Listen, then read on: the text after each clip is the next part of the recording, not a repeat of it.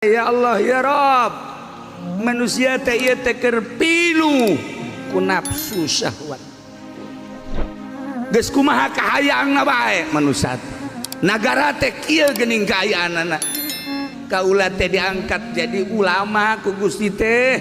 Ieu teh jang mecahkeun masalah teh kumaha. Nyuhunkeun Gusti abdi teh datangkeun seseorang ka abdi yang bisa musyawarah. Cicing menek ieu torojol teh ieu jelema naik kuda. Ah ieu meureun ieu utusan Allah. Kabeneran matana teh hiji. Matana ngan hiji. Masya Allah ditanya ku Imam Abu Yazid.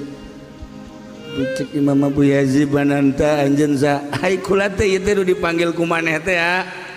Keur aya di gunung ieu teh kadenge suara maneh. Diutus ku Gusti Allah titah ka dieu dek musyawarahkeun negara. Oh bener. Titah ngabentakeun mata anu sabelah deui ieu teh bata teh tangan sabelah neuleuna. Tanda di negara teh kuari teh ieu jelema teh matana keur neuleun teh sabelah. Ai kudu hayang nyaho mah. Rata di isarahanana ya Allah ya Rabb. Titah meulah titah mukakeun mata nu sabelah ieu. Kieu Abu Yazid. Cek eta wali teh ke ai anjeun teh saha engke heulanan kula teh diutus nah kulantaran sakitu menta geurage ka Gusti Allah ieu mata teh supaya benta sebab jelema lamun benta teh sabelah dedeleuanangan sabelah bae lamun deuleu sebelah mata nu bener ge bakal salah bae maka menta geurage ka Gusti Allah supaya ieu mata teh bisa duana.